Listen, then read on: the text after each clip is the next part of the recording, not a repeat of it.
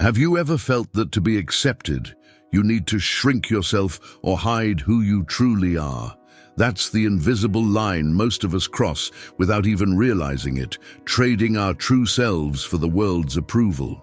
This habit of gradually lowering yourself, whether by swallowing disrespect or constantly seeking approval, leads us to live for the comfort of others, not for ourselves. Over time, this silent self-betrayal drains us and makes us feel invisible in our own lives. But the ancient Stoics left us a code for building unshakable self-respect. In this video, I will reveal the 5 practical lessons from this code so you can stop seeking validation and start commanding a quiet, genuine respect, firmly rooted in who you are. So if you're ready to reclaim your worth and never lower yourself again, stay with me until the end. And before we begin, let's make this transformation real. If this message already feels like something you needed to hear, prove it to yourself by taking these 4 simple steps. Hit like on this video as a personal commitment to stop making yourself small. Go to the comments right now and write, "I am claiming my worth today," to join a community of warriors on the same path. Share this video with someone who needs to be reminded of their own power and has been giving away their self-respect. Subscribe and turn on notifications because we are going to walk this path of strength together, and you won't want to miss a single step. Lesson 1. Stop explaining yourself to everyone. One of the quickest and most insidious ways people lower themselves, often without the slightest awareness, is by over-explaining their actions, their decisions, and even their dreams. At first glance, it might seem like an act of politeness or a genuine attempt to be understood. But herein lies a fundamental Stoic truth. When you constantly justify yourself, you are relinquishing your personal power. The Stoic philosopher Epictetus, with his characteristic clarity, taught, "If you wish to be a writer, write." Note the simplicity and depth of this statement. He did not say, "If you wish to be a writer, explain to everyone why you're writing so they approve of you." The Stoics understood that our actions should be their own spokespeople.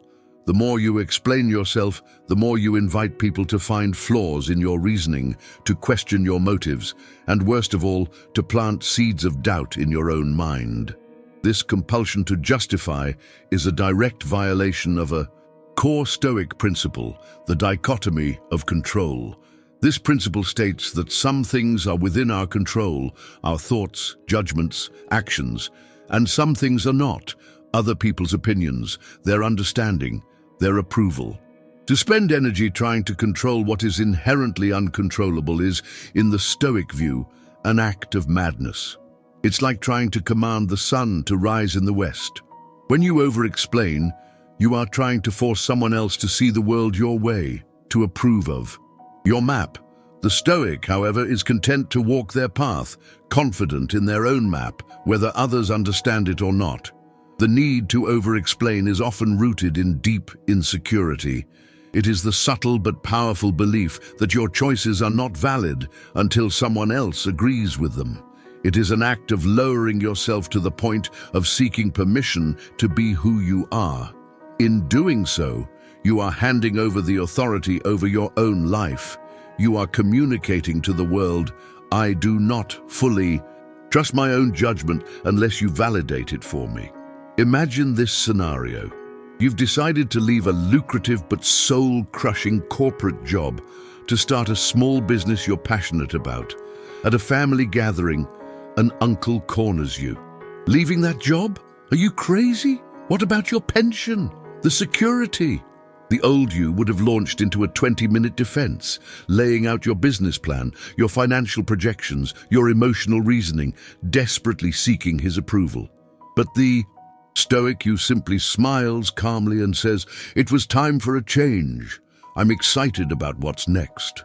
That's it. You don't invite debate. You don't hand over your certainty for judgment. The statement is calm, firm, and complete. It respects your decision and subtly tells the world that it is not up for discussion.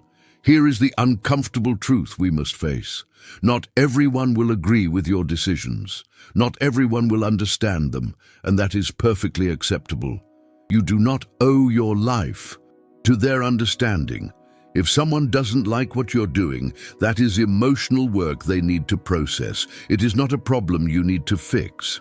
Think about how much vital energy and precious time you waste trying to justify your path to people who aren't even walking it with you.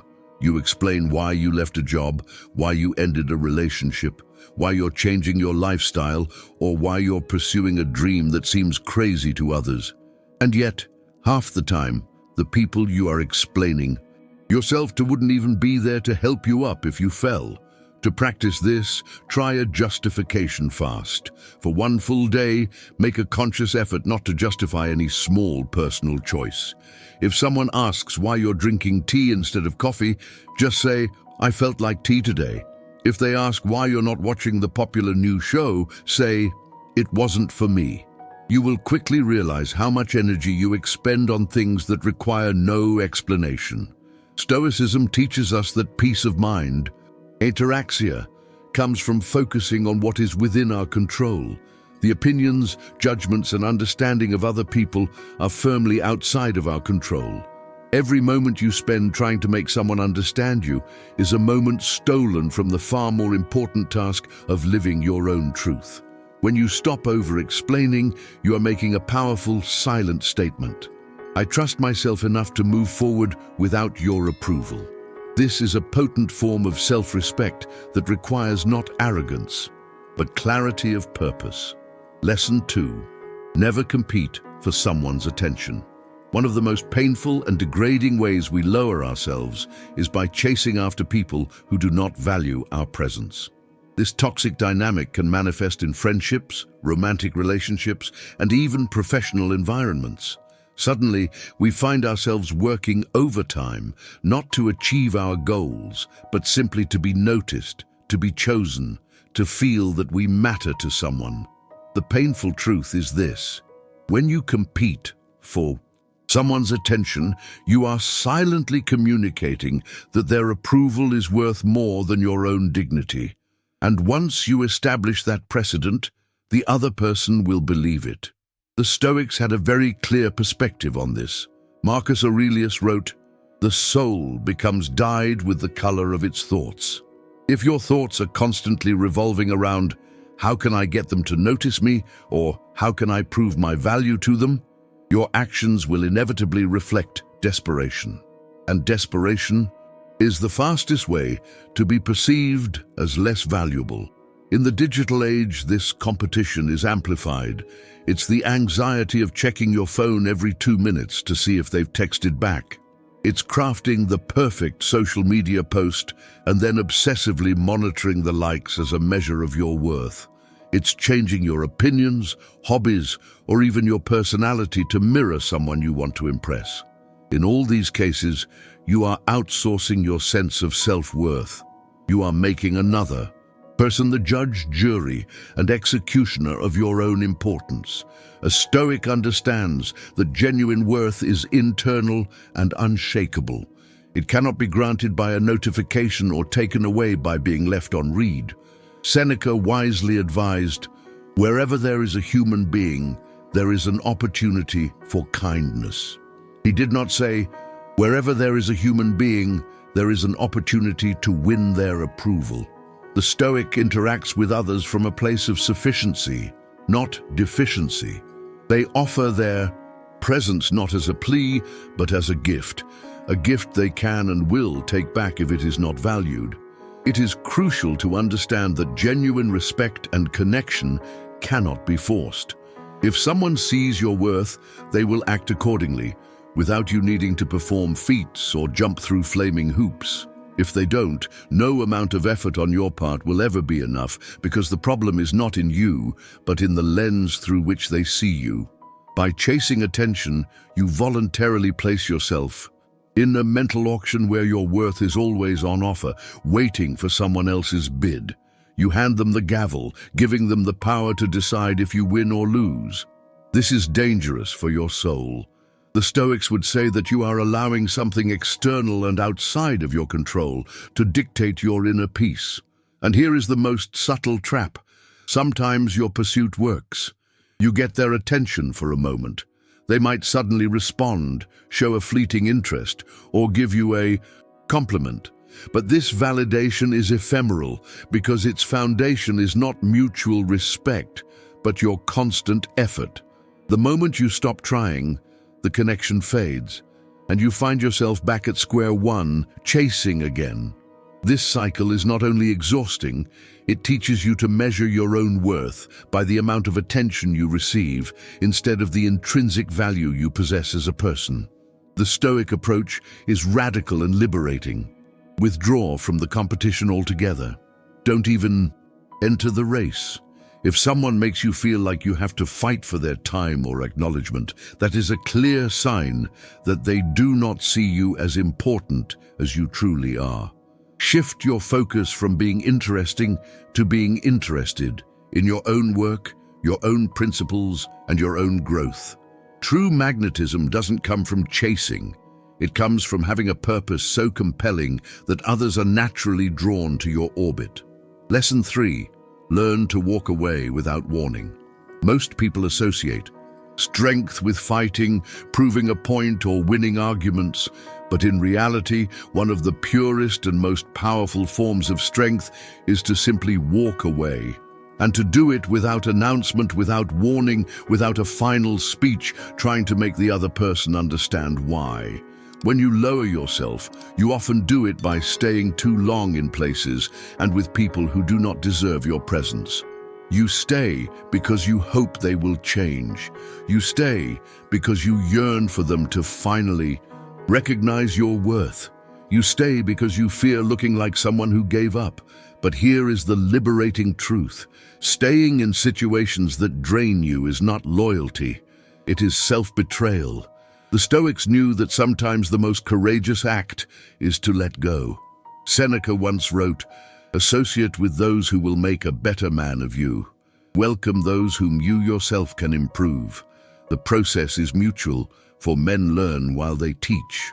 Notice the depth of what he is saying. If the connection does not improve you, if it does not elevate your life or your character, then it is not worth keeping. Walking away is not an act of coldness, but an act of self-protection. It is about protecting your mind, your dignity, and your future. This doesn't mean being impulsive. The Stoics were masters of observation. This is about recognizing a persistent pattern of disrespect.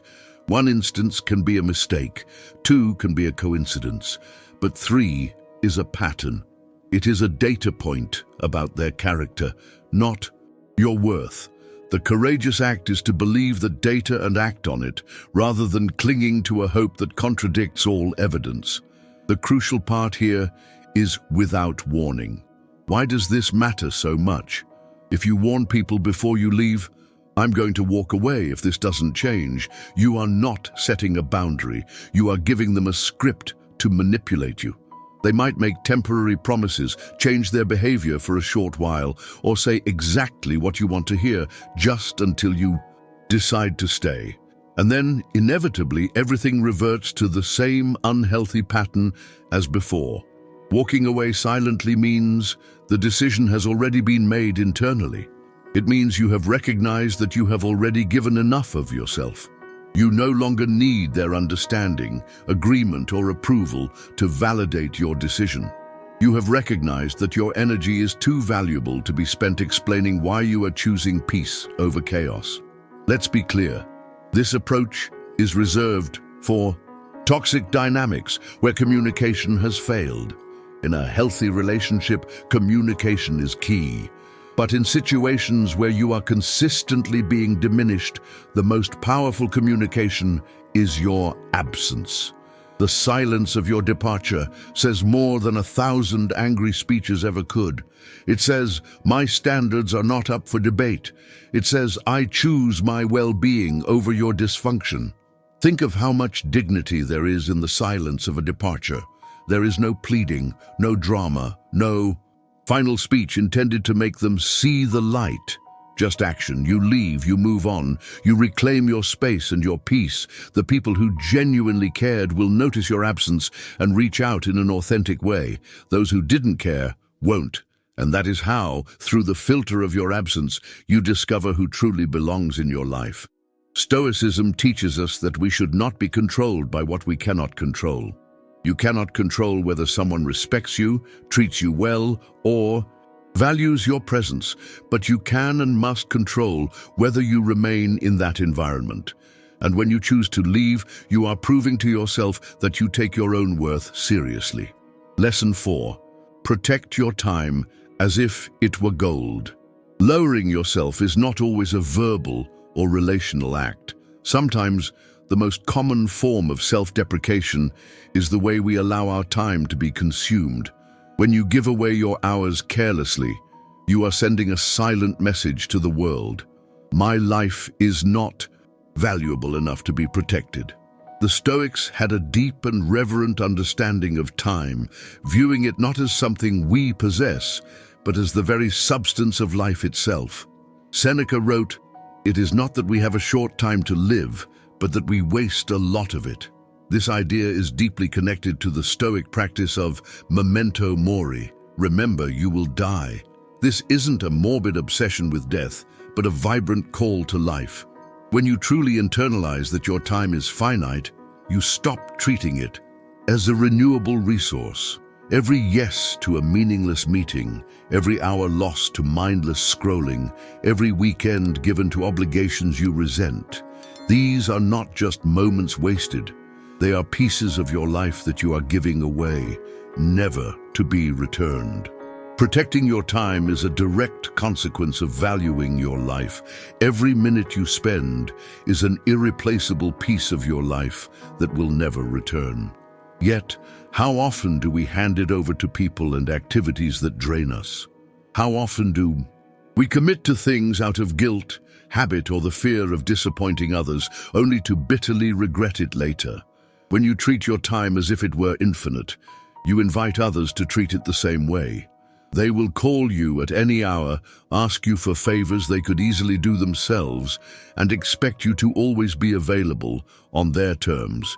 And if you always say yes, they will never realize the true value of your presence because you have made it too cheap. Protecting your time is not an act of selfishness or isolation. It is an act of wisdom. It means understanding the fundamental truth that saying yes to one thing is always saying no to something else. And if you are not intentional about your choices, you may end up saying no to your own growth, your peace of mind, and your deepest dreams. Try this practical exercise. For 1 week, conduct a time audit. Keep a simple log of how you spend your 24 hours each day.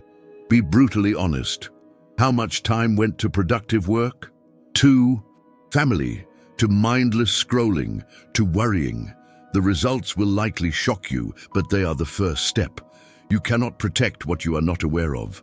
Once you see where your life is going, you can begin to steer it intentionally. Stoicism teaches us to focus on what is within our control, and your time is one of the few things you can, in fact, control. You decide where you allocate it, to whom you give it, and what you create with it. When you use it wisely, it reflects a profound self-respect. Think of it this way. If someone gave you $86,400 and told you that you had to spend it all in one day, you would be extremely careful about where every dollar went. You wouldn't hand it to strangers or spend it on things you don't care about. Yet, every day, you're given 86,400 seconds, and most people spend them as if they were worth nothing. When you don't value your time, you inevitably end up with a life full of regrets. You look back and realize you gave hours, days, and even years to things that did not serve your soul. For the Stoics, this would be a kind of moral failure, not because you lived wrongly, but because you lived without awareness, without intention. Lesson 5. Speak less, mean more. One of the most subtle, yet profoundly significant ways we lower ourselves is by talking too much. especially when we speak just to fill the silence, to prove our intelligence, or to win someone's approval. Words are powerful tools, but when they are used indiscriminately and constantly, they lose their weight and their impact. The Stoics placed great value on verbal restraint and the power of silence. Zeno of Citium, the founder of Stoicism, believed that speech should serve truth and purpose, not ego or impulse. And Epictetus gave us the famous maxim, "We have 2 ears and 1 mouth, so that we can listen twice as much as we speak." The more you talk, the more opportunities you give people to misunderstand you, twist your words, or judge you prematurely. But more importantly, the more you talk without intention, the more you risk cheapening your own voice. Think of the people you respect most. Often, they are not the ones who dominate every conversation or are the loudest in the room. They are the ones who listen, observe, and when they do speak, do so with precision and purpose. When they say something, you pay attention because you know their words are not wasted. Consider a high-stakes business meeting. One person talks constantly, filling every pause with jargon, opinions, and predictions, anxious to prove their value. Another person sits silently, listening intently to all sides. They absorb the information, watch the dynamics, and wait. When they finally speak, they offer a single insightful question or a concise summary that cuts through the noise and changes the direction of the entire conversation. Who holds the real power in that room? It is the one whose words have weight, and weight comes from scarcity and intention. Before you speak, you can practice running your words through what some call the 3 gates. First, ask yourself, is it true? Second, is it necessary? And third, is it kind? If a statement cannot pass through all 3 of these gates, it is often best left unsaid. This simple filter prevents gossip, needless negativity, and the verbal rambling that cheapens your presence. It is an exercise in discipline, and as the Stoics knew, discipline is the foundation of freedom and self-respect. When you cultivate the habit of speaking less, your words, as a matter of scarcity and intention, naturally carry more authority. People begin to notice that when you do choose to speak, it's because you have something worth hearing. This creates a quiet form of importance, not because you are withholding information to be manipulative, but because you are intentional. Speaking less also grants you the gift of time to think. Many people undermine their own respect by speaking in the heat of emotion, blurting out promises they can't keep, or revealing information they later regret sharing. The Stoics believed in creating a pause between stimulus and response, a space where the rational mind can filter out what is unnecessary before acting or speaking. And this is where it connects deeply with the decision to never lower yourself again. When you speak without purpose, you're often trying to prove something. You're trying to fill the space so people won't overlook you. But this need comes from fear. Fear of being ignored, fear of being misunderstood, fear of being forgotten. The truth is, people remember a powerful silence more than they remember constant noise. They remember the person who could remain calm in the midst of chaos, who didn't feel the need to defend themselves at every turn, and who didn't waste energy on endless explanations or gossip. Lowering yourself is rarely a single dramatic event. It is a gradual erosion, a slow leak of self-worth built from 1,000 tiny compromises. Over time, these small moments accumulate, and one day you look in the mirror and wonder why you feel so invisible. The 5 lessons drawn from Stoic wisdom are not merely strategies for social interaction. They are blueprints for building an inner citadel. They are a declaration that your self-respect is not a commodity to be traded for approval. Each lesson is a practice in reclamation. By stopping the need to explain, you reclaim your authority. By refusing to compete for attention, you reclaim your dignity. By learning to walk away, you reclaim your peace. By protecting your time, you reclaim your life. By speaking less and meaning more, you reclaim your power. Think of your self-worth as a fortress. Every time you over-explain, you hand a stone from your wall to a potential judge. Every time you chase someone's validation, you leave the gates unguarded. Every time you stay in a place that diminishes you, you invite the enemy to camp inside your own mind. The Stoic path is the art of becoming a masterful guardian of this inner fortress. This journey is not about becoming cold or unfeeling. It is about becoming the unshakable sovereign of your own inner world. It is the understanding that your importance is not granted by external applause, but is forged by the principles you refuse to betray. It comes from carrying yourself with the quiet certainty that your worth is not up for negotiation. As the Stoic emperor, Marcus Aurelius reminded himself, you have power over your mind, not outside events. Realize this, and you will find strength. This is the heart of the matter. You cannot control how others perceive you, but you have absolute control over how you carry yourself. When you decide with unwavering resolve never to lower yourself again, you do not need to announce it. The world will adjust. So, warrior, the work begins now. Guard your mind, honor your time, value your voice, know when to walk away.